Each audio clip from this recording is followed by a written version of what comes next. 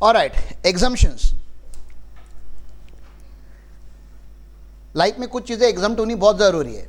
जैसे vegetable vendor GST भरता है क्या?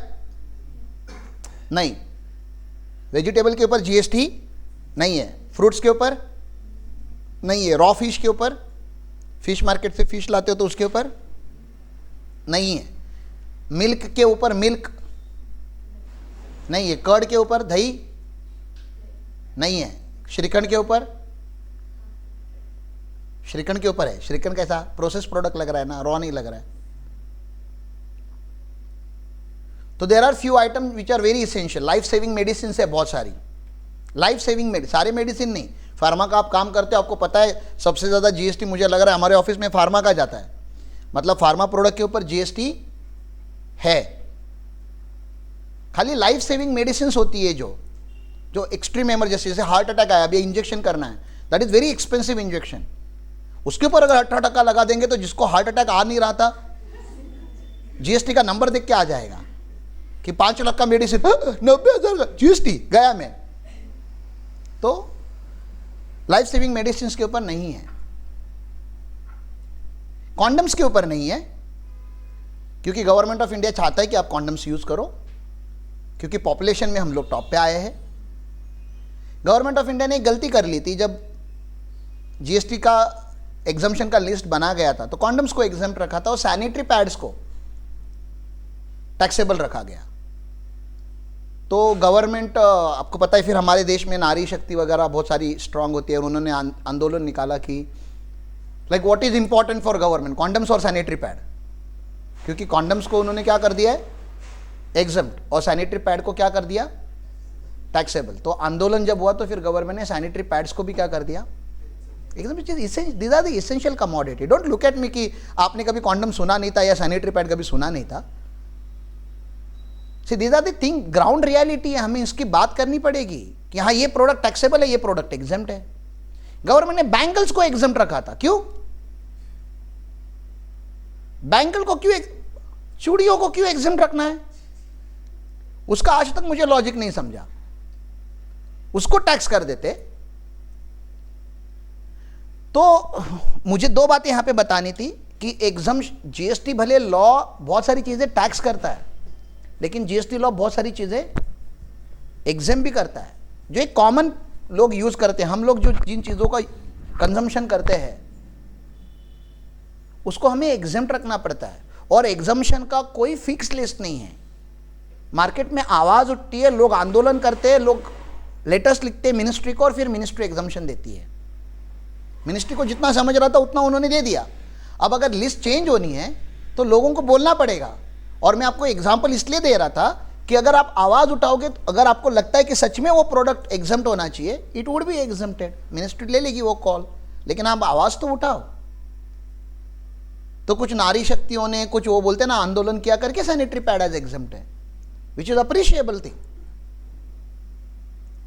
तो this is how the whole GST works. तो एग्जम्पशन मतलब क्या? एग्जम्पशन मतलब एक ऐसी पावर गवर्नमेंट ऑफ इंडिया के पास है कि लगे हुए जीएसटी की भी अपलिफ्ट कर सकती है, ऐसे गैप क्रिएट कर देती है। या आप हो, जीएसटी आपके ऊपर लगने वाला है, बीच में एक डॉक्यूमेंट उन्होंने डाल दिया जिसको नोटिफिकेशन इन ऑफिशियल गेजेट बोलते हैं, एग्जम्पशन नोटिफिकेशन इश्यू हो गया, अब जीएसटी आपको लगेगा नहीं। वो एक छत्र छाया है आपके सर के ऊपर। ऐसा नहीं कि परमानेंटली नहीं लगेगा। गवर्नमेंट को लगा कि अभी ये ठीक है, अभी विड्रॉ करो, तो गवर्नमेंट कभी भी विड्रॉ, तब रोने का नहीं कि जीएसटी लग गया। जीएसटी पहले से ही लगा था आपके ऊपर। वो एक टाइम के लिए हमको क्या किया गया था, प्रोटेक्शन दिया गया था, एक एग्जम्पशन दिया गया था। तो लॉ में टैक्सेबल होता है वो product, as per law whatever product I said, सब कुछ टैक्सेबल है। लॉ में कहीं पे भी नहीं लिखा है कि वेजिटेबल्स एग्जम्प्ट रखो, फ्रूट्स एग्जम्प्ट रखो, मिल्क एंड कर्ड एग्जम्प्ट रखो, ऑटो रिक्शा एग्जम्प्ट रखो। जो एसटी से आप आते हो, रोज सर्विस ही है ना वो, महाराष्ट्र का एसटी से आते हो ना आप, जीएसटी कहाँ लेते हो लोग? जीएसटी नहीं लेते हैं। आप मुंबई में जाओ, एसी बस से जाओ, तो मेट्रो से जाओ तो जीएसटी ले लेते हैं, क्योंकि एसी में जो जा रहा है वो जीएसटी भर सकता है, ऐसा गवर्नमेंट का अजम्पशन है। और नॉर्मल बस से आता है, उसको वो बेचारा गरीब ऐसे माना जाता है, और गरीब लोगों से जीएसटी नहीं लेना चाहिए, इस अजम्पशन पे उन्होंने कुछ ट्रांसपोर्ट फैसिलिटीज़ को एग्जम्प्ट करके रखा हुआ है। आपके इलेक्ट्रिसिटी बिल के ऊपर जीएसटी नहीं है, there is no GST on electricity. तो कहां पे आपको अभी देखना पड़ेगा ना, हेलो, आपको जीएसटी बाय हार्ट नहीं करना है, आपको जीएसटी फील करना है, कहां लग रहा है, कितने रेट पे लग रहा है, कहां नहीं लग रहा है, आपको हर बार ये माइंड में आना चाहिए ना। अभी you are literate people, you walk on the street and you will see GST everywhere, composition GST, regular, unregistered, ये प्रोडक्ट के ऊपर जीएसटी है, ये प्रोडक्ट के ऊपर नहीं है, इस होटल में खाना खाता है तो 12% लगता है, इस होटल में खाना खाता है तो 5% लगता है, इस होटल में खाना खाता है नहीं लगता। जोमेटो से अगर फूड मंगाऊंगा तो महंगा आता है, क्यों? क्योंकि जीएसटी लगता है, मैंडेटरी है। नॉर्मल दुकान में जाके फूड खाओगे तो शायद वो नॉन जीएसटी वाला आपको बिल देता होगा, क्योंकि उसके यहाँ पे 2-2 काउंटर होते, जादू करता है वो।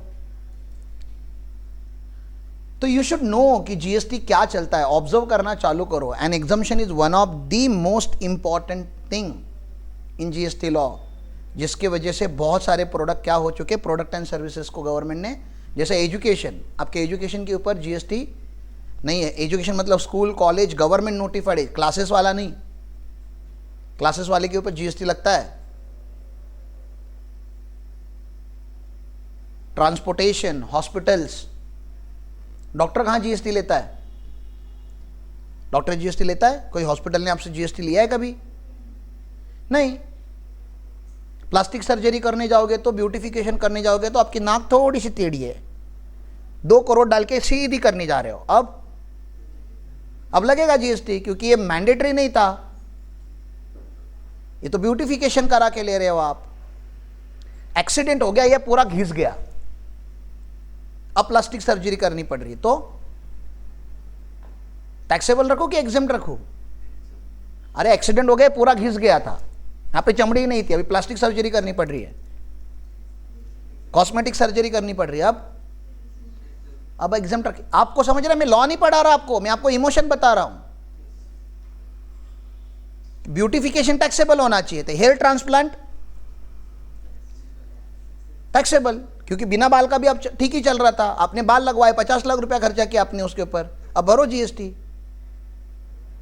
किसी आग में चले गए, आग लग गई, फैक्ट्री में आग लग गई और सब जल गया और अब भी करना पड़ रहा है, तो एग्जाम। आपको समझ रहा है ना मैं क्या बता रहा हूं?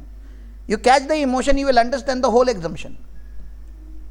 हाँ, ऑब्वियसली इमोशन और एग्जम्पशन सेम नहीं होते, बट अगर मुझे क्या एग्जम्पशन है उसका लॉजिक बताना होगा तो आपको इमोशन डालने पड़ेंगे। सब पिज्जा खाना मेरी इमोशन है, अब एग्जाम नहीं है। हाँ, मतलब हर इमोशनल चीज एग्जाम्प्ट नहीं हो सकती, लेकिन जो एग्जम्पशन है उसमें मैक्सिमम जगहों पे क्या मिलेगा आपको, कुछ there is some sense of emotion, there is some sense of logic. तो आपको एग्जम्पशन का बहुत बड़ा जो चैप्टर है वो याद नहीं रखना पड़ेगा, if you carry this common sense. ठीक है, एग्जम्पशन नोटिफिकेशन से आता है। सर नोटिफिकेशन मतलब क्या? आपने राजा महाराजाओं के ज़माने में देखा होगा ना, एक ऐसा वो लेटर ओपन करके पढ़ते हैं ना, दैट इज नोटिफिकेशन। भारत का राजपत्र हिंदी में बोलते हैं उसको, नोटिफिकेशन को हम क्या बोलते हैं हिंदी में? भारत का राजपत्र, इंग्लिश में उसको बोला जाता है ऑफिशियल गेजेट ऑफ इंडिया। उसमें होता है, लॉ में कहीं नहीं लिखा है कि ये प्रोडक्ट एग्जेम्प्ट होना चाहिए, पूरे एक्ट में, एक्ट के बाहर का डॉक्यूमेंट है वो, लेकिन उसकी पावर देखो कितनी है, पूरे लॉ को उठा देता है वो। तो एग्जम्पशन एक पेपर है और ये पूरा लॉ है, और यहाँ पे आप हो, ये पेपर क्या करता है समझ रहे हैं ना? आपके ऊपर लॉ लग गया था, ये पेपर बीच में आता है और आपको लॉ से बचाता है। आपको लॉ ज़रा भी नहीं लगता, आपको रजिस्ट्रेशन लेने की ज़रूरत नहीं है। आप एग्जम्प्टेड सप्लाई सर्विस 5 करोड़ का कर रहे हो बिजनेस, आप स्कूल हो, 5 करोड़ का बिजनेस है आपका, आपको जीएसटी लेने की कोई ज़रूरत नहीं है, क्योंकि आप एग्जम्प्टेड हो। कोई जीएसटी भरने, जीएसटी का कोई भी लॉ आपको फॉलो नहीं करना है, क्योंकि आप एग्जम्प्टेड हो, होली एग्जम्प्टेड। ठीक है, चलो आगे। तो एग्जम्पशन समझ में आया क्या करता है? Seamless flow of credit. अब सीमलेस फ्लो ऑफ क्रेडिट के लिए मैंने बाबा वो पूरा चार्ट पढ़ाया कि कैसे चलता है, manufacturer to distributor, distributor to बोलो होलसेलर, होलसेलर टू और रिटेलर टू कंज्यूमर। उसके कुछ सिचुएशंस बनते हैं, उसका भी again like if you have to discuss very casually, I don't want to go into depth of that, लेकिन आपको पता है ना 7 स्टेप मॉडल पे अभी आपको वो करना पड़ता है, आईटीसी के नियम कैसे हैं? सिचुएशन 1, एक जनरल नॉलेज की बात कर रहा हूं, ठीक है ना, लॉ की बाद में बात करेंगे, जनरल नॉलेज की बात करते हैं, जनरल नॉलेज, ठीक है, हेलो, ठीक है ना। तो सिचुएशन 1, यूजुअली जब भी कोई आप बिजनेस स्टार्ट करते हो, ये आपका बिजनेस है, ये मेरा बिजनेस है, आरपी इंडस्ट्रीज, ठीक है ना, आरपी इंडस्ट्रीज मेरा बिजनेस है, मैन्युफैक्चरर हूं मैं या ट्रेडर हूं, जो भी है, आपको जैसा समझना है। तो अपने स्टेट में करूंगा कि स्टेट के बाहर करूंगा? स्टार्टिंग में ही स्टेट में करूंगा, मतलब मेरा इनपुट कहां से आएगा? ये मेरा इनपुट है और यहां से मेरा क्या जाएगा? इनपुट भी स्टेट में जाएगा और आउटपुट भी स्टेट में ही होगा। तो मैं इसको बोल सकता हूं, इसको इंट्रा स्टेट आउटपुट है, ये इंट्रा स्टेट है मेरा, और मेरा आउटपुट भी क्या है? इंट्रा का मतलब क्या और इंटर का मतलब क्या? Outside the state. International match, इसका मतलब क्या होता है? इंडिया का बाहर के देशों के साथ मैच है, उसको इंटरनेशनल बोलते हैं। इंट्रा मतलब with in, okay. Inter college, एक कॉलेज का दूसरे कॉलेज का, इंटर स्टेट, एक स्टेट का दूसरे स्टेट से, समझ में आ रहा है? इंट्रा मतलब विद इन। तो इंट्रा स्टेट मैंने परचेस किया, इंट्रा स्टेट सप्लाई किया है, मुझे आप बता दो ना, मुझे क्या क्रेडिट में क्या मिलेगा? मैं जीएसटी क्या भरकर आया रहूंगा? सीजीएसटी भरकर आया रहूंगा, और मुझे भरना भी क्या होगा? CGST plus. अब क्रेडिट के रूल पूछूं, ये तो लॉ, यानी सिचुएशन समझ में आया? मैं अपने स्टेट में परचेस करता हूं, अपने स्टेट में सेल करता हूं। मुझे आपको लॉ पूछना था भाई, मुझे ये सब नहीं पूछना था। What is the law here? कौन सा यूज करो? ये वाला यूज करता हूं, ठीक है ना। What is the law here? Can I set of CGST against CGST? मेरा आउटपुट लाइबिलिटी, ये मेरा आउटपुट लाइबिलिटी है और ये मेरी इनपुट का क्रेडिट है, ये करंट एसेट है, ये करंट लाइबिलिटी है। मेरा सवाल क्या आपसे, क्या सीजीएसटी के सामने सेट ऑफ होता है? यस। दूसरा, क्या एसजीएसटी के सामने सेट ऑफ होगा? यस। लेकिन क्या क्रॉस हो सकता है? क्या सी के सामने एस और एस के सामने सी, ये सेट ऑफ हो सकता है क्या? नहीं, ये सेट ऑफ पॉसिबल नहीं है। या उल्टा सुल्टा आपको समझ में नहीं आएगा, सीधा ही रखता हूं चुपचाप। सी एस के सामने सेट ऑफ नहीं होगा और एस सी के सामने सेट ऑफ नहीं होता। स्टेट का क्रेडिट सेंट्रल पे सेट ऑफ नहीं होता, सेंट्रल का क्रेडिट स्टेट के सामने सेट ऑफ नहीं होता। यहां तक क्लियर है? पक्का? पहला रूल आईटीसी का। जनरल रूल की बात कर रहा हूं, बाकी लॉ में लिखा है वो बाद में पढ़ाएगा, मैं एक जनरल अंडरस्टैंडिंग के साथ बता रहा हूं आपको। सेकेंड सिचुएशन, अब मैं थोड़ा बड़ा हो गया तो मैंने क्या किया? मेरा इनपुट अभी भी कहां से है? इंट्रा ही है। मेरा इनपुट क्या है? लेकिन मेरा आउटपुट जो है ना, वो इंटर चालू किया मैंने, इंटरस्टेट में बाहर बेचता हूं माल अभी, ठीक है। तो मुझे यहां से क्या मिलेगा? सीजीएसटी और एचजीएसटी मिलेगा, और मुझे देना क्या पड़ेगा गवर्नमेंट को? आईजीएसटी। अब सेट ऑफ के रूल समझ में आ रहा है आपको? मैं क्या पूछने वाला हूं आपसे? पहला नियम क्या पूछने वाला हूं? क्या साहब सीजीएसटी का क्रेडिट आईजीएसटी के सामने मिलता है? बोलो ना, हाँ मिलता है। क्या साहब एचजीएसटी का क्रेडिट आईजीएसटी के सामने मिलता है? क्योंकि आईजीएसटी हम सेंट्रल गवर्नमेंट को पे करते हैं, आपको पता होना चाहिए। तो मिलता है क्या? हाँ, ये दोनों मिलता है, ये पॉसिबल है। IGST is like a global receiver, global donor. IGST कुछ भी लेता है और आईजीएसटी किसी के सामने भी सेट ऑफ होता है। आईजीएसटी के पास बिल्कुल भी ईगो एटीट्यूड नहीं है। ये सी और एस वाले बहुत नाटक करते हैं, चल मैं तेरे घर में नहीं आएगा, तू मेरे घर में मत आ, ठीक है ना। मैं सी है, मैं सी के घर में जाएगा, मैं एस है, मैं एस के घर में जाएगा। अगर बाहर जाना भी होगा तो मैं आई के पास जाएगा, तेरे पास नहीं आएगा। सी और एस दोनों एक साथ नहीं चलते कभी। क्लियर है? हाँ, चलो आगे। अब दूसरा एक सिचुएशन बनता है। और क्या सिचुएशन बन सकता है? सर आप परचेस बाहर से करते हो, मैं गुजरात से साड़ी लाके महाराष्ट्र में बेच रहा है, तो मैं परचेस कहां से कर रहा है? इंटर। और सेल कहां पे कर रहा हूं? इंट्रा। तो मेरी लाइबिलिटी क्या बनेगी? मेरी लाइबिलिटी यहां पे आईटीसी क्या बनेगा मेरा? आईजीएसटी। लेकिन मुझे भरना क्या है? CGST plus. अब मेरा सवाल क्या है?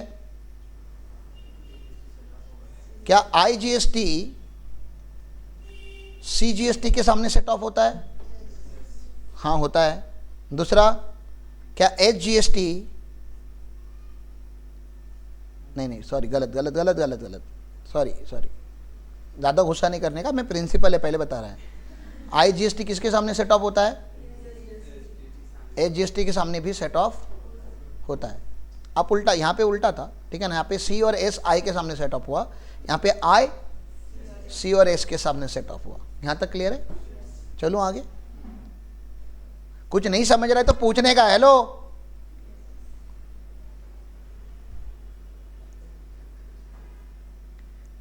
कपिल जी राम राम बता रहे, राम राम जी। कपिल प्रधान करके कोई तो बात करें हमसे। फोर्थ, चलो आगे।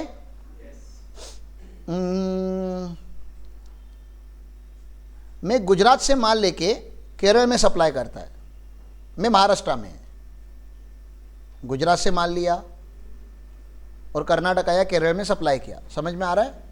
जी से परचेस एम ने किया, एम ने के को सेल किया, अलग अलग स्टेट है तीनों। तो मेरा परचेस भी क्या है? इंटर है, और मेरा सेल भी क्या है? इंटर है। तो क्या लाइबिलिटी जनरेट होगी यहाँ पे? पहले ITC कौन सा जनरेट होगा? IGST का। और क्रेडिट सॉरी लाइबिलिटी कौन सी आएगी?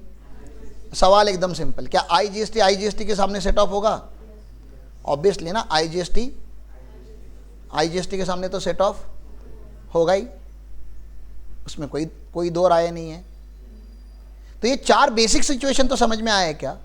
मैंने कौन से 4 सिचुएशन लिए? इंट्रा परचेस, इंट्रा सेल, मतलब स्टेट के बाहर धंधा नहीं कर रहा हो तो उसको CGST HGST का क्रेडिट हमेशा मिलेगा, उसकी लाइबिलिटी भी हमेशा क्या बनेगी? CGST HGST। C के सामने C सेट ऑफ होता है, S के सामने S, S का क्रेडिट C के सामने सेट ऑफ नहीं होता। क्लाइंट को समझाना पड़ेगा ना आपको कभी ना कभी, नहीं तो क्लाइंट बोलेगा S का इतना सारा क्रेडिट पड़ा है, S का C के सामने मारो, नहीं होता, ब्लॉक होता है वो, नहीं कर सकते आप सेट ऑफ। ओके, क्लियर है? I का परचेस, I का सेल, मतलब IGST interstate purchase, interstate sale, बहुत सिंपल है। तो I का क्रेडिट मिला, लाइबिलिटी भी किसकी है? I की, तो I के सामने सेटअप होगा। अब सिचुएशन बदल दो, सर I का परचेस, C और S का सेल, तो I C और S के सामने सेटअप होता है? हाँ होता है, I C और S के सामने, दोनों के सामने सेटअप होता है। सर इंट्रा परचेस, इंटर का सेल, तो क्रेडिट C और S का मिलेगा और लाइबिलिटी I की आएगी, तो C और S I के सामने सेटअप होता है सर? हाँ होता है, कोई बात नहीं है। अब थोड़ी एडवांस सिचुएशन, ये 4 बेसिक सिचुएशन है, थोड़ा हल्का सा लॉजिकल सिचुएशन। अगेन लॉजिकली बात करें, लॉ की बात नहीं कर रहे हम, ठीक है? ये फैक्ट्री है या ये हॉस्पिटल है, ये क्या है? हॉस्पिटल है, और ये जो सर्विस दे रहा है वो एग्जेम्प्ट है। हॉस्पिटल है, हॉस्पिटल या स्कूल, आपको जो समझ में आता है, या तो आप हॉस्पिटल में गए रहोगे ज़िंदगी में कभी ना कभी, या आप स्कूल में गए रहोगे, ऐसा मैं मान लेता हूँ ठीक है ना, कि आप गए थे स्कूल में, तो आपने एग्जेम्प्ट सर्विस को एंजॉय किया है, मतलब वहाँ पे आपने GST नहीं भरा है, यहाँ पे GST ही नहीं है, नो GST ना। IC की क्या बात करूँ? देयर इज एग्जेम्प्ट बोला ना, एग्जेम्प्ट का मतलब ही क्या है? GST नहीं है। लेकिन क्या हॉस्पिटल ने इनपुट लिए होंगे? क्या हॉस्पिटल ने AC लिया होगा? हॉस्पिटल स्कूल ने AC लिया होगा, फर्नीचर लिया होगा, कंप्यूटर लिया होगा, इनका CA होगा, इनका इंटरनेट होगा। अरे इन्होंने बहुत सारे ऐसे आइटम लिए होंगे जिसके ऊपर इन्होंने क्या भरा है?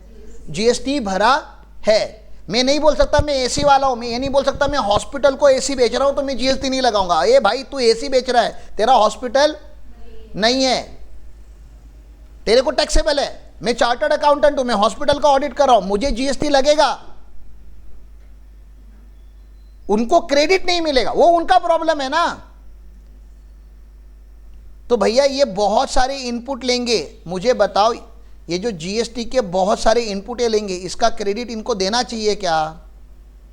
ITC मिलना चाहिए क्या? ITC लेके क्या करोगे? मैं आपको 300 रुपए का डोमिनोज का पिज्जा का कूपन देने वाला हूं आज, जाओ डोमिनोज का पिज्जा खा लो। है आपकी सिटी में डोमिनोज? तो क्या करोगे? आज लास्ट डेट है उसकी। अरे सर ऐसा कूपन दो जो किधर, तो इसको GST का क्रेडिट क्यों दूं? किधर यूज होने वाला है क्रेडिट लेके, अरे क्रेडिट तो किसके सामने सेट ऑफ करोगे? जीएसटी लाइबिलिटी के सामने ना। इसकी जिंदगी में कभी लाइबिलिटी आने वाली है क्या? अरे भाई आप एग्जम्प्टेड हो, आपको तो क्रेडिट का क्या करोगे आप? कुछ नहीं कर सकते ना। तो इसको आईटीसी मिलता भी नहीं, नो आईटीसी। भरा इसने टैक्स, लेकिन इसके लिए जीएसटी कॉस्ट है। क्या है जीएसटी? एक हमारे लिए क्या था, 100 रुपीज का हमने आइटम लिया, 18 रुपीज का जीएसटी भरा, तो हमारे लिए 18 रुपीज आईटीसी मिलता है, 100 रुपीज कॉस्ट है। हॉस्पिटल के लिए कॉस्ट ही कितना है? 118। They are not going to get any credit. क्यों नहीं? अरे भैया आपको क्रेडिट क्या करोगे? कॉमन कैसा फालतू सवाल पूछ रहे हो? क्रेडिट चाहिए, क्या करोगे वो तो बताओ ना। वो तो रिकॉर्डेड लाइन है करके, मैं बाकी का नहीं पूछ रहा हूं, नहीं तो मैं और अच्छे लैंग्वेज में आपको समझा सकता हूं कि जीएसटी क्रेडिट कहां रखोगे। हाँ, समझदार हो, ठीक है।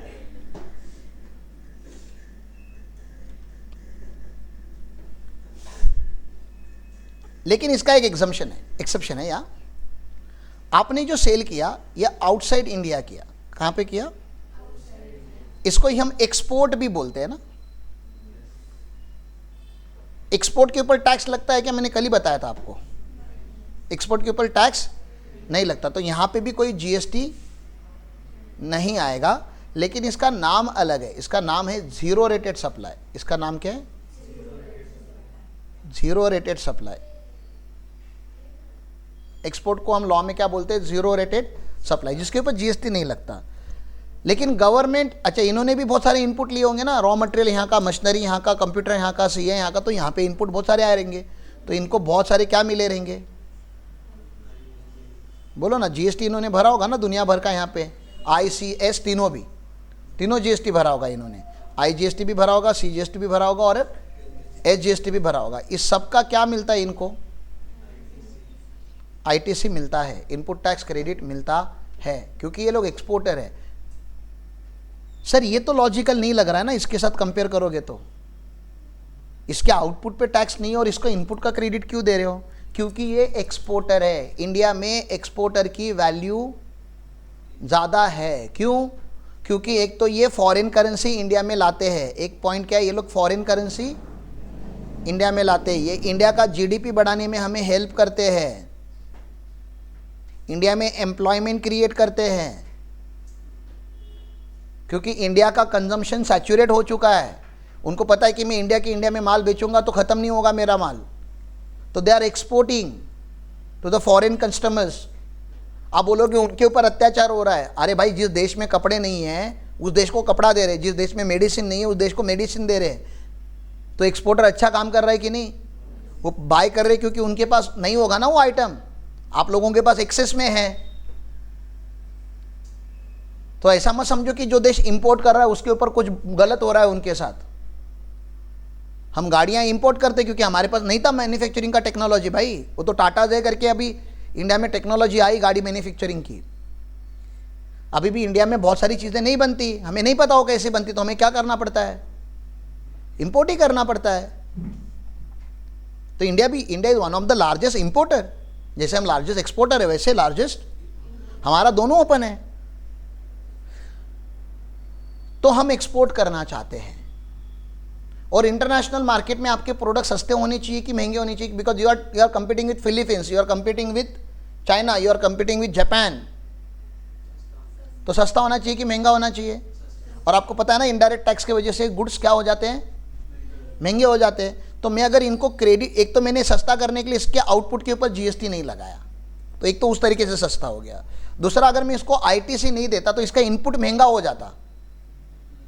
ठीक है ना, हमने इसका इनपुट भी सस्ता रखना है, इसलिए इसको क्रेडिट अलाउ किया। लॉजिक क्लियर है क्यों हमने एक्सपोर्टर को ऐसा करके रखा? पक्का? ठीक है। तो सर अभी आप वही सवाल मुझे भी पूछोगे ना, थोड़े टाइम पहले जो मैं पूछ रहा था, जीएसटी कहाँ रखोगे? आईटीसी सेट ऑफ तो होने वाला है नहीं। तो ये जो आईटीसी इसने लिया है ना साहब, इसको क्या मिलता है? रिफंड मिलता है, रिफंड। तो देयर इज अ रिफंड का provision, there is a refund का चैप्टर। मतलब गवर्नमेंट आपने जो इनपुट के ऊपर टैक्स भरा है उसका पैसा, आपको पैसा गवर्नमेंट से पैसा, शेर के मुंह में से मांस निकालने जैसा बात है वो। कि गवर्नमेंट ने चबाना चालू किया वो पैसा, तुम अभी मुंह में हाथ डाल के निकाल रहे हो कि नहीं नहीं हमारा है, ऐसा है वो। लेकिन there are people, there are customers जिनको रिफंड हम लोगों ने भी दिलाया हुआ है, एंड रिफंड में आपको कस्टमर पैसे देता है। आपका मतलब प्रोफेशनल फी भी रिफंड के चैप्टर में ज़्यादा रहता है। क्यों? क्योंकि उनको पता है इतना आसानी से गवर्नमेंट रिफंड नहीं देती। There are some litigations involve. पहले ज़माने में सेटिंग बीटिंग भी हुआ करती थी, अभी थैंक गॉड कि वो उन्होंने सब ऑटोमेट कर दिया है, तो अभी सेटिंग का ज़्यादा वो फ़र्क नहीं पड़ता। ऑनलाइन एप्लीकेशन आपका ढंग का है तो आपका हो सकता है अप्रूव। हाँ, लेकिन कभी कभी ऑफिसर इंक्वायरी के लिए पूछता है, डॉक्यूमेंट वगैरह क्रॉस चेक करने के लिए आपको बुला सकता है। ज़रूरी नहीं कि सेटिंग लगाने के लिए बुलाए, जेन्युइनली वो सवाल पूछ सकता है, आप जेन्युइनली पेपर दिखा दो। तो रिफंड का एक चैप्टर है जो आपको पढ़ना पड़ेगा, यहाँ पे रिफंड मिलता है। तो एक्सपोर्ट अच्छा है कि नहीं? This is one of the reason why we are starting Bharatam. We will be export house. ठीक है, ये मुंबई है,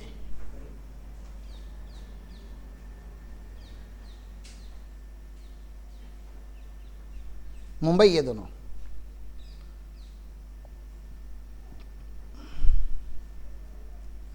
और मुंबई में एक एरिया है सेज, ठीक है ना। आपकी यहाँ पे फैक्ट्री है, यहाँ से माल सप्लाई हो रहा है सेज को। ट्रक भी बना देता हूँ, ये बहुत बड़ा ट्रक है, अज्यूम करो ये ट्रक है,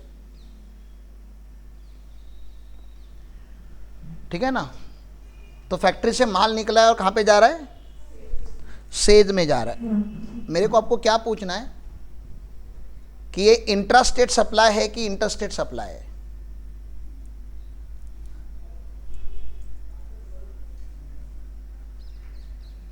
दोनों मुंबई में ही है। सेज क्या होता है? स्पेशल इकोनॉमिक जोन, ठीक है ना। स्पेशल इकोनॉमिक जोन ये यूजुअली एयरपोर्ट या पोर्ट के आजू बाजू में होता है, एयरपोर्ट या, क्योंकि यहां से क्या होता है ना, यहां से आगे एक्सपोर्ट होने वाला है। ये जो सेज यूनिट है ना, सेज मतलब स्पेशल इकोनॉमिक जोन, गवर्नमेंट ने आपका एमआईडीसी समझ में आता है आपको? एमआईडीसी जैसा है ना वैसे ही एरिया रहता है, गवर्नमेंट का नोटिफाइड एरिया रहता है, जहाँ पे बड़ी बड़ी फैक्ट्रीज लगती है, जिसमें गवर्नमेंट बहुत सारे बेनिफिट देता है। इनकम टैक्स में आपको थोड़ा ज़्यादा समझाएगा वो क्या बेनिफिट होता है। लेकिन मैं आपको क्या पूछ रहा हूँ कि सेज करके कुछ है, स्पेशल इकोनॉमिक जोन करके कुछ है, मुंबई में ही है, मुंबई में ही है, आपकी फैक्ट्री भी मुंबई में ही है। 2 घंटा भी नहीं लगता आपको वहाँ से वहाँ माल पहुँचाने के लिए। सेज में गवर्नमेंट ने बहुत सारी फैसिलिटीज़ बना के लगती है, क्योंकि वहाँ से गवर्नमेंट एक्सपोर्ट को इनकरेज करता है। मेरा पूछना है कि आपको कि इंट्रा स्टेट सप्लाई हुआ है कि इंटर स्टेट सप्लाई हुआ है? मुंबई के मुंबई में फैक्ट्री है। अरे लॉजिकली बताओ ना, पहले ऐसे क्या कर रहे हो, इतना क्या देख रहे हो? अरे मुंबई के बाहर गाड़ी गई नहीं है, मैं महाराष्ट्र की भी बात नहीं कर रहा। इंट्रा स्टेट है कि इंटर स्टेट है? इंट्रा स्टेट आपको लगता है ना, इसको डीम्ड इंटर स्टेट बोलते हैं। इसको क्या बोलते हैं? हाँ, आपके लिए मैं लिख रहा हूँ डीम्ड इंटर स्टेट। वैसे डीम नहीं करते, लॉ में डिफाइन करके रखा है। लॉ में डिफाइन किया है कि ये इंटर स्टेट है, ये इंट्रा स्टेट नहीं है। आपका मुंबई का रेगुलर फैक्ट्री का और सेज का रजिस्ट्रेशन अलग अलग होता है। होता कैसे है ना, गवर्नमेंट सेज को ना अलग देश मान के चलता है। गवर्नमेंट से है ये कहाँ पे? ये मुंबई में ही है, लेकिन गवर्नमेंट है ना, गवर्नमेंट लॉ लगाने के टाइम पे इसको फॉरेन टेरिटरी मान के चलता है, क्योंकि इंडिया के नॉर्मल लॉ वहाँ पे नहीं लगने चाहिए। उनको बहुत सारे बेनिफिट होते हैं, अगर उनको बेनिफिट देना है तो उनको कुछ तो स्पेशल ट्रीटमेंट देना पड़ेगा ना। उसका नाम ही है special economic zone. Economic zone के पीछे एक वर्ड लगा है, स्पेशल है वो। तो वहाँ पे इंडिया का नॉर्मल लॉ नहीं लगता। तो भले वो दोनों मुंबई में हैं, दोनों आप ही के शहर में हैं, फिर भी इसको क्या इसका रजिस्ट्रेशन अलग, इसका रजिस्ट्रेशन अलग। समझ में आ रहा है आपको? भले एक ही, अभी मैंने क्या बोला, स्टेट में एक रजिस्ट्रेशन चल जाता है, लेकिन यहाँ पे सेज का रजिस्ट्रेशन अलग, आपका रजिस्ट्रेशन अलग। और आपने फैक्ट्री को, सेज की फैक्ट्री को सेल किया, इसको भी जीरो रेटेड सप्लाई ही बोलते हैं। क्या बोलते हैं? हाँ, इसका भी नियम क्या होगा अभी? नमस्कारम। इसको भी जीरो रेटेड सप्लाई ही बोलते हैं। समझा आपको? तो जीरो रेटेड सप्लाई का नियम क्या था? आपके आउटपुट के ऊपर जीएसटी लगता है क्या? आपके आउटपुट के ऊपर जीएसटी नहीं लगता, लेकिन आपको आईटीसी का क्रेडिट मिलेगा क्या? हाँ, और उसके बाद आप उसका क्या क्लेम कर सकते हो? रिफंड क्लेम कर सकते हो। ऐसे में बहुत सारे सिचुएशन बना के आपको बता सकता हूँ, लेकिन आपको मोटा मोटी समझ में आया कि आईटीसी का गेम कैसे चलता है, ठीक है ना। तो आईटीसी का 7 स्टेप लॉ क्या है, थोड़ा लॉ की बात कर लेते, क्योंकि आप लोग अभी काम करना चालू रखे हो तो यहाँ पर कर लेते, this is the right place. What is the नियम of ITC set off. Step number 1 पे क्या होता है, 7 स्टेप मॉडल में आईटीसी सेटअप होता है। आपके पास आई जीएसटी का क्रेडिट होगा, मैं पूरा जीएसटी नहीं लिखता, एक एक वर्ड लिखता हूँ। आई का क्रेडिट अगर होगा तो किसके सामने पहले सेट ऑफ करना है, ये आपका क्या है, यहाँ पे हेडिंग भी दे देता हूँ, ये आपका आईटीसी है और ये आपकी जीएसटी लाइबिलिटी है। समझ में आ रहा है, आई की लाइबिलिटी है, आई का क्रेडिट है, तो पहले क्या करोगे आप, आई के सामने सेट, चॉइस नहीं है आपके पास, सर पहले सी एस के सामने, अरे भाई नहीं कर सकता भाई, पहला आई के सामने ही सेट ऑफ होगा, फिर सेकेंड आई सी के सामने भी सेट ऑफ हो सकता है, और आई, सर पहला सी की पहला एस, मैंने पहला सी एरो बनाया करके पहला सी, ऐसा कुछ नहीं है। तो यहां पे हमें लिखना होता है एनी ऑर्डर एनी प्रपोर्शन। मैंने क्या बोला, एनी ऑर्डर मतलब सर पहला आई एस के सामने यूज करना चाहता, कर ले। Any proportion, sir any proportion मतलब ये 50-50 करना जरूरी है क्या, कि 50% सी और 50% एस, नहीं, आप 70% सी में यूज कर सकते हो, 30% एस में कर सकते हो, यहां तक कि आप 100% सी में यूज कर सकते हो और 0%, मैंने नहीं बोला कि दोनों में यूज होना है, आपकी चॉइस है। आई जीएसटी एक ऐसा क्रेडिट है जो सी को भी नलीफाई कर सकता है, एस को भी नलीफाई कर सकता है। अब आप ज्ञानी लोग मुझे बताओ ना, कहां पे यूटिलाइज करोगे फिर, जब आई सी के सामने भी जा सकता है और एस के सामने भी जा सकता है, तो किसके सामने आप सेट ऑफ करोगे, दोनों के सामने करोगे, सी के सामने करो, अरे करने के लिए कुछ भी कर, एनी ऑर्डर एनी प्रपोर्शन, ये कहां पे होगा उसके लिए आपको अगला क्रेडिट देखना पड़ेगा ना, नालायक लोग। हेलो, आपका सी का लाइबिलिटी और आपके पास सी का क्रेडिट बहुत पड़ा है, तो सी के सामने क्यों करोगे, आपके पास एस का क्रेडिट कम है, नीचे दिख रहा है आपको, नीचे वाले कॉलम में दिखता है आपको एस का क्रेडिट कम है और एस की लाइबिलिटी ज्यादा है, तो आई कहां पे यूज होना चाहिए फिर, एस के सामने। नहीं तो क्या होगा, इसी सिचुएशन में क्या होगा कि आपने आई सी के सामने यूज कर लिया और एस बचा नहीं, और सी का क्रेडिट आप एस के सामने यूज नहीं, सी का क्रेडिट एस के सामने नहीं यूज कर सकते ना, तो पेमेंट करना पड़ेगा आपको। तो थोड़ा लॉजिक यूज करना पड़ता है, ये पत्ते जैसा अरे हम ऊनो नहीं खेलते क्या, बाजू वाले के पास +4 है, मैं पकड़ के रखता हूं, पत्ते जैसा ही गेम है ना, ये थोड़ा ब्रेन यूज करना है। हेलो, सॉफ्टवेयर नहीं, सॉफ्टवेयर बताएगा आपको, लेकिन ये यूज करने का थोड़ा, ठीक है। सेकेंड स्टेप क्लियर है। थर्ड स्टेप पे चेक करेंगे, ये चेक स्टेप है, कौन सा स्टेप है, हाँ ये स्टेप नहीं है, ये चेक स्टेप है। चेक करो, क्या चेक करो कि आईजीएसटी जो है ना वो एग्जॉस्ट हो जाना चाहिए। क्या होना चाहिए, एग्जॉस्ट, पूरा एग्जॉस्टेड होना चाहिए, आईजीएसटी बचना नहीं चाहिए। मतलब जब तक आईजीएसटी का क्रेडिट है तब तक आप खाली आई का ही क्रेडिट यूज करोगे। इस लाइक मम्मी ने बोला है कि बेटा पहले पुराने डब्बे का अचार खत्म कर फिर नया डब्बा खोल, नया डब्बा घर में आया करके नया नहीं खोलने का। आपको अगर एप्पल खाने का मन कर रहा है, 3 एप्पल सामने है, 3 एप्पल का एक पीस खाओगे, अरे पहले एक खत्म करो ना, समझा आपको। तो that is check condition, IGST का पहले क्रेडिट खत्म हो जाना चाहिए। आगे जाओ, 4 स्टेट, 4 पे क्या होता है, किसको अभी टच करूं, आई का डब्बा खत्म हो गया, अब सी को ओपन करते हैं। सी किसके सामने सेटअप होता है, ऑब्वियसली, तो सी का क्रेडिट है और सी का लाइबिलिटी, तो पहला सी के सामने सेट ऑफ करो। नहीं सर, पहला सी आई के सामने सेट ऑफ करता हूं, अलाउड होता है लेकिन अलाउड नहीं है, वो पॉसिबल है, सी आई के सामने सेट ऑफ होता है लेकिन पहला सी के सामने सेट ऑफ होगा। अरे तुम्हारे जात में अच्छा लड़का है तो बाहर की जात वाले से क्यों शादी कर रहे हो, ऐसा गवर्नमेंट बोल रहा है। बाहर के जात वाले के पास कभी जाने का, जब अपने जात में अच्छा लड़का नहीं है। तो सी के सामने सी हो चुका है, अभी फिर भी सी बचा है, तो सी क्या करूं, आई के सामने करो सेट ऑफ। अभी भी सी बचा है, अब क्या करूं, अब कुछ नहीं कर सकते, अब बैठे रहो, क्योंकि सी के दो ही ऑप्शन है, सी या तो सी के सामने सेट ऑफ होगा या तो नहीं, सी के सामने ही होगा, और अगर बच गया सी तो आई के सामने हो सकता है, अगर आई की लाइबिलिटी है तो। सर सी एस के सामने करूं, वो तो बहुत पहले से बता रहा हूं, सी और एस साथ में नहीं चलते कभी, क्लियर है। अब यहां पे क्या चेक करोगे, फिर से एक चेक आ गया यहां पे, सी खत्म हो गया क्या देखना है ना, सी खत्म हो गया क्या देखना है, सी मतलब ये अगर आई भी है और ये सी भी है, दोनों है आपके पास, आई भी है, और आप बोल रहे हो एस करना चाहता हूं मैं आई के सामने सेट ऑफ, मिलेगा क्या, नहीं।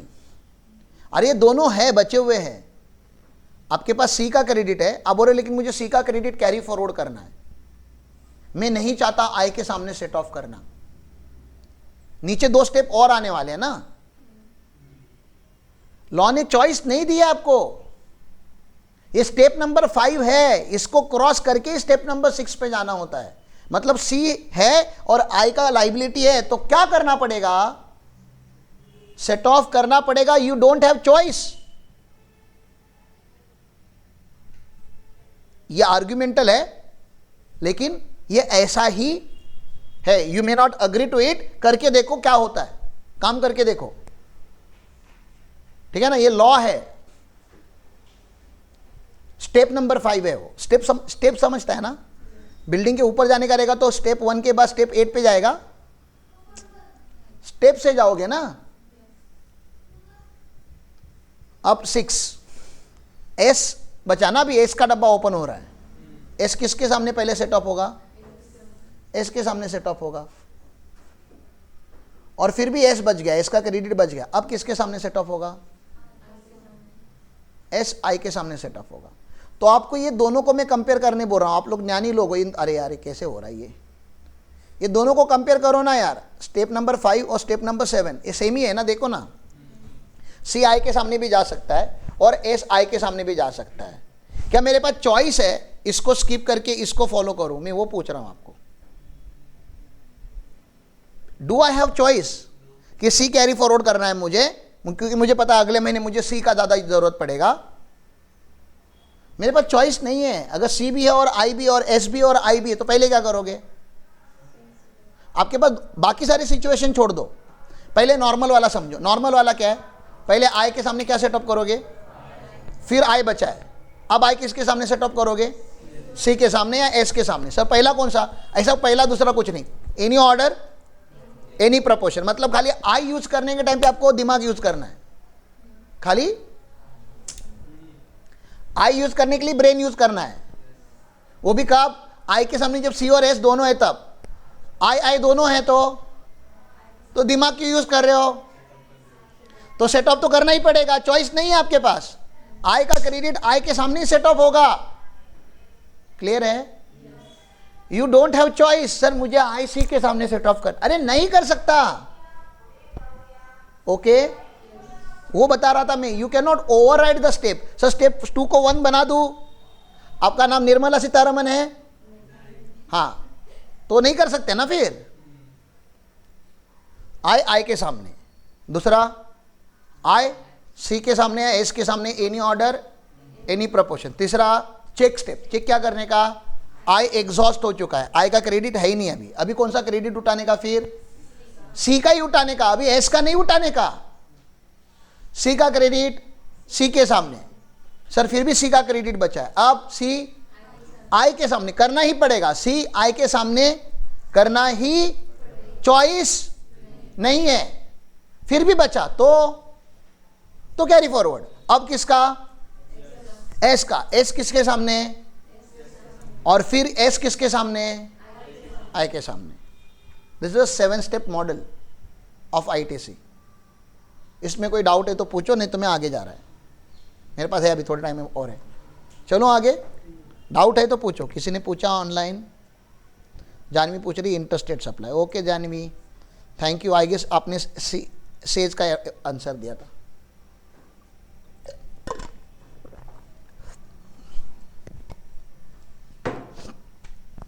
चले आगे, पक्का?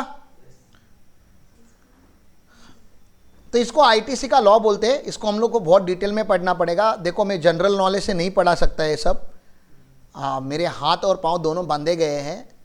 आईटीसी पढ़ाने के लिए मेरे को कम से कम 12 घंटे लगेंगे भाई। इट्स अ 12 आवर का discussion, that too if you guys cooperate. अगर आप नहीं करोगे, आपके चेहरे पे ऐसा नहीं दिखेगा मुझे कि आपको समझा है, तो 16 घंटे भी हो सकते हैं। I can read your face, you know.